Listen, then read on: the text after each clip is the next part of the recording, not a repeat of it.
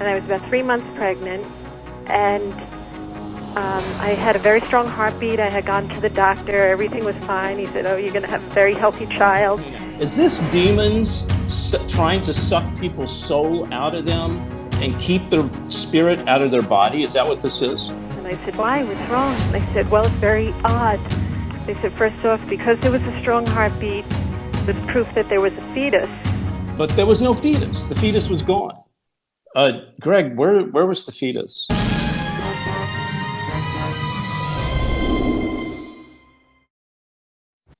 Everybody, we're back. David, so good to be with you.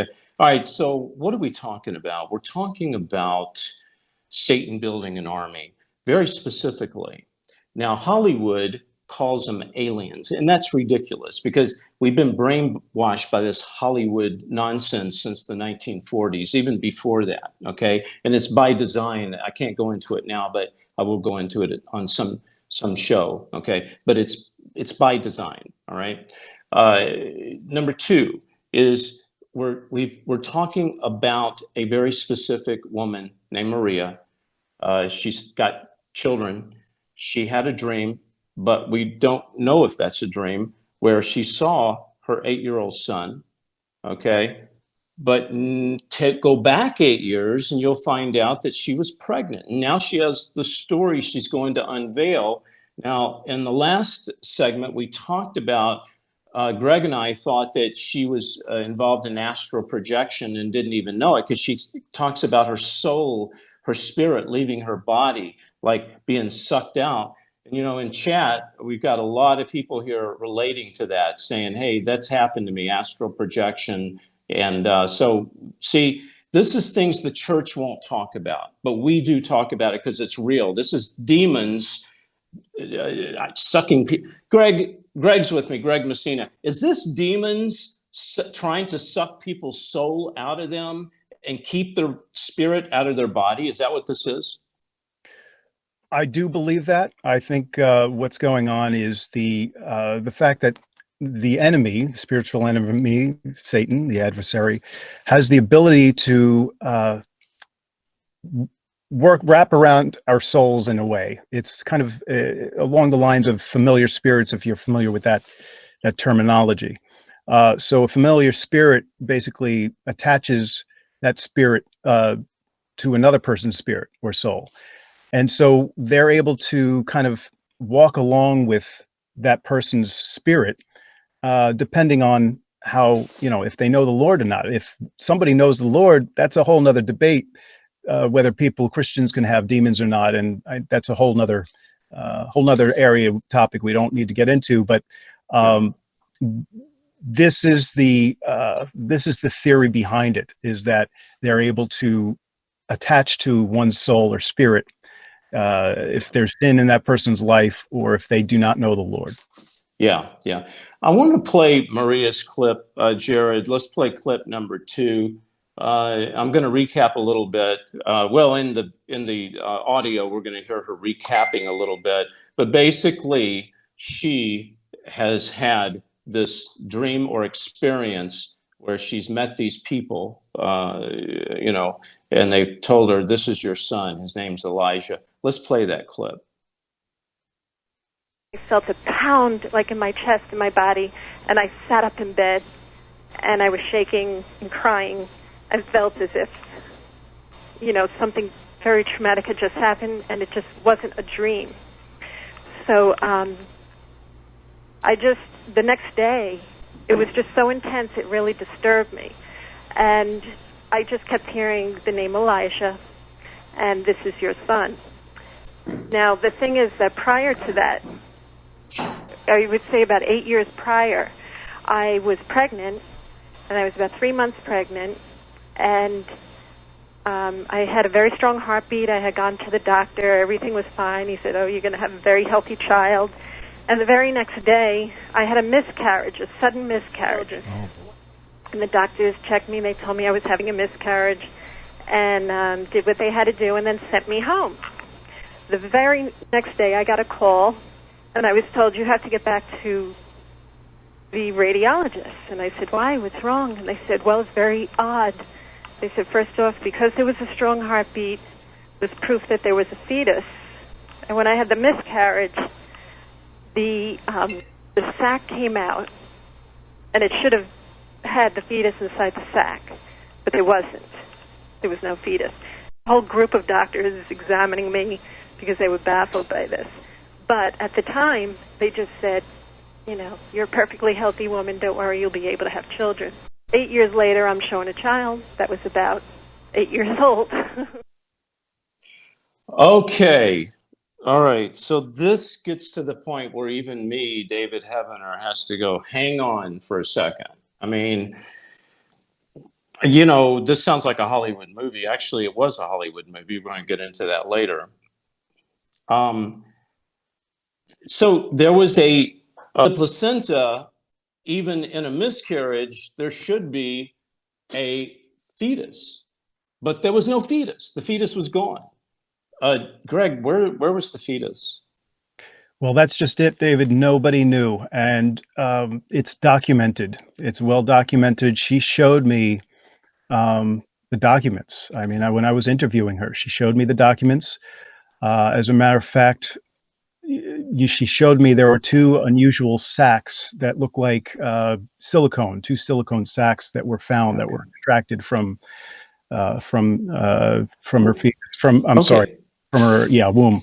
So right. Unusual, very unusual. Well, why didn't the doctors? I mean, surely they're going to go, wait a minute. There's no fetus. I mean, that's not even in like I said, a miscarriage. There's a fetus. Wouldn't they have maybe called somebody, or I don't know? Is that like a crime or something? A missing fetus? I don't know. What I'm trying to say is this is so absurd and so unusual. Wouldn't somebody make a big deal out of this? It is unusual, and you would think that they would make a big deal out of it because it wasn't only her. This was happening to, I want to say, millions of women around the world. But wait a minute, hold it. You just said it's been happening to millions of women around the world. I can't validate millions. However, it's been happening to women all around the world. So, so women all over the world have been having these experiences. Okay, so as a writer, because you're a filmmaker also, I'm playing this out in my mind. Where did that fetus go? So in other words, somewhere between her going to the hospital, I guess she had the miscarriage at the hospital, right? Somewhere that miscarriage happening and them examining it, somebody had to take that fetus away, or could it be so supernatural that they could remove it from her body without her having the miscarriage? That seems to be the only explanation. It was supernaturally taken from her, and it just baffled the doctors. It baffled her. And, yeah. Okay. Now, you can hear right now, you can hear half the church screaming, wow, these guys are crazy. Get the tin foil and make a hat and put it on both of them and, march them, out of the church. But we have to understand, and I asked the gatherers, this is a very sensitive subject. And I know we have a lot of women out there that I love dearly, and you too, guys, children of God. But we have to understand that we cannot have this little pea brain thinking anymore. We've got to open our mind and understand this is spiritual warfare, okay? That this could happen. It is a possibility, okay? So, Greg, here's the thing. You said millions of people all over the world. Here's my question to you. This is the first time I've heard about this specific thing happening, this particular thing. I mean, I've heard a lot of things. Why is the church? Where is the church in all this? Why are they not talking about this? Well, for the same reason you just said, it is not well known. I don't think it's well known even in the UFO area, in the research. I think Maria is very courageous for coming out, speaking out about it. I don't know any other women that she has mentioned that have come out with something like this. So Okay. that would be the primary reason. And yeah, it is a very unusual case. Yeah, you see what happens. I talk to SRA victims and program multiples and victims of human trafficking. The thing is, they feel alone, Greg. One of the things that they say to me that I get all the time is, David, I didn't know who to go to. I was alone. I was afraid to tell somebody because I thought they would think I was crazy. And when I would tell them, they would think I was crazy. And this has been the sadness of the modern day church, of not listening to what's going on to a lot of these victims right now. So Greg, I want to, Jared, let's play clip number 3. I want to show the gatherers more of what Maria, her heart, and another side of Maria. Let's go ahead and play clip number 3. This is your Bible, yes, sir. Right? Tell me, how did this come about? What was the first sign of the Bible leaking oil? So we have to ask ourselves, what is the source of this particular miracle? I touched the oil, I hit the ground. It'll all shoot up back. Here's the oil. But it's all a fake and a fraud. Not too long ago, I released a video called The Bible That Leaks Oil by the Gallons, Proof of End Times Miracles. To date, this video has had almost 2 million views. To some, it's proof that God is alive and doing miracles. To some, it's questionable. And to others, it's even blasphemy. But my prayer is that the Holy Spirit will guide us into a better understanding of miracles in this Bible that leaks oil. We've analyzed the oil in a lab, and this is what it is.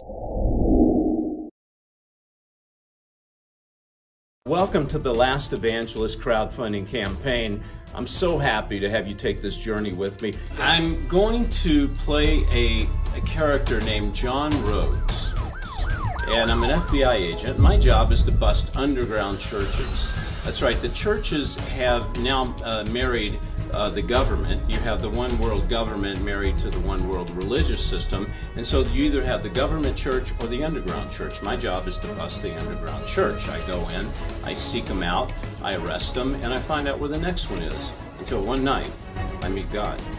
So with a Bible in one hand and a gun in the other, I set out to find the Antichrist. I deal with cashless society, mark of the beast, and what's happening according to Matthew 24 in the book of Revelation, the end times. Also, too, I really want this TV series to spawn heroes. I want to play a hero to the kids. You know, kids really need good role models these days, and I feel like with The Last Evangelist, we could fulfill that need. Now, people ask me, okay, David, fine, you're going to shoot it.